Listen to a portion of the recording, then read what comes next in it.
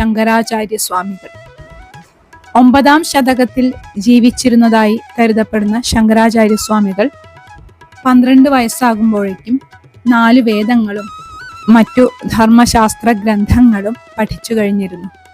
16 വയസ്സാകുമ്പോഴേക്കും ഭാഷ്യം ഉൾപ്പെടെയുള്ള മറ്റു കൃതികളെല്ലാം രചിച്ചു കഴിഞ്ഞിരുന്നു അത്രേ.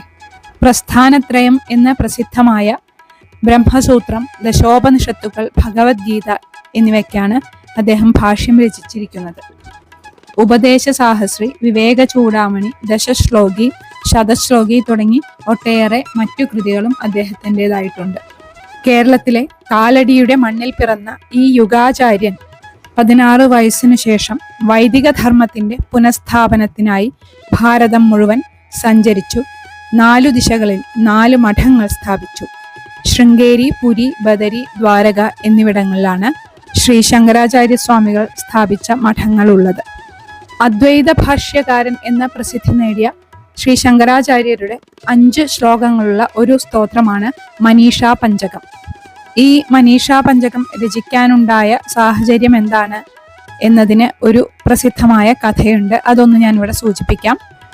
ഒരിക്കൽ ശങ്കരാചാര്യ സ്വാമികൾ ശിഷ്യരോടൊത്ത് കാശിയിൽ ഗംഗാ സ്നാനം ചെയ്ത് കാശി വിശ്വനാഥനെ ദർശിക്കാനായി ക്ഷേത്രത്തിലേക്ക് പോകുമ്പോൾ വഴിയിൽ 4 നായകളോടുകൂടി ചണ്ഡാലകുലത്തിൽപ്പെട്ട ഒരാളെ കണ്ടുമുട്ടി.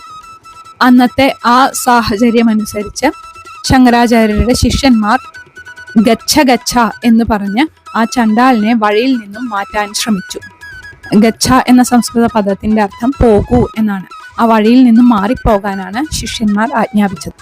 ഇത് കേട്ട ചണ്ഡാളൻ ശങ്കരാചാര്യ സ്വാമികളോട് ഇങ്ങനെ ചോദിച്ചു അത്രേ. ആ ശ്ലോകം എങ്ങനെയാണ്? അന്നമയാദന്നമയം അഥവാ ചൈതന്യമേവ ചൈതന്യാത് യതിവര ദൂരീകർത്തും വാഞ്ചസിക്കും ബ്രൂഹി ഗച്ഛ ഗച്ഛേതി. അതായത് ഈ ശരീരത്തെ ശരീരത്തിൽ നിന്നുമാണോ അതോ ആത്മാവിനെ ആത്മാവിൽ നിന്നുമാണോ ഗച്ഛ എന്ന് പറഞ്ഞ് അങ്ങ് ദൂരത്തേക്ക് മാറ്റാൻ ആഗ്രഹിക്കുന്നത് എന്നാണ് ചോദിച്ചത്. അതായത് അദ്വൈത സിദ്ധാന്തിയാണല്ലോ ശങ്കരാചാര്യ സ്വാമികൾ. അപ്പോൾ അദ്ദേഹത്തിന്റെ ആ അദ്വൈത സിദ്ധാന്തം അനുസരിച്ച് എല്ലാവരും ഈശ്വര തുല്യരാണ്. അതുകൊണ്ട് തന്നെ എന്തുകൊണ്ടാണ് തന്നോട് പോകാൻ ആവശ്യപ്പെടുന്നത്? താനും ശങ്കരാചാര്യ സ്വാമികളും തമ്മിൽ എന്താണ് വ്യത്യാസം എന്നാണ് അദ്ദേഹം ചോദിച്ചത്. അപ്പോഴാണ് ശങ്കരാചാര്യ സ്വാമികൾക്ക് തൻ്റെ തെറ്റ് മനസ്സിലായത്. ഈ മുന്നിൽ നിൽക്കുന്നത് വെറും ചണ്ഡാലനല്ല, ഇത് സാക്ഷാൽ വിശ്വനാഥനായ ശിവൻ തന്നെയാണ് എന്നും ആ 4 നായകളായി നിൽക്കുന്നത് വേദമാണ് എന്നും അദ്ദേഹത്തിന് മനസ്സിലായി.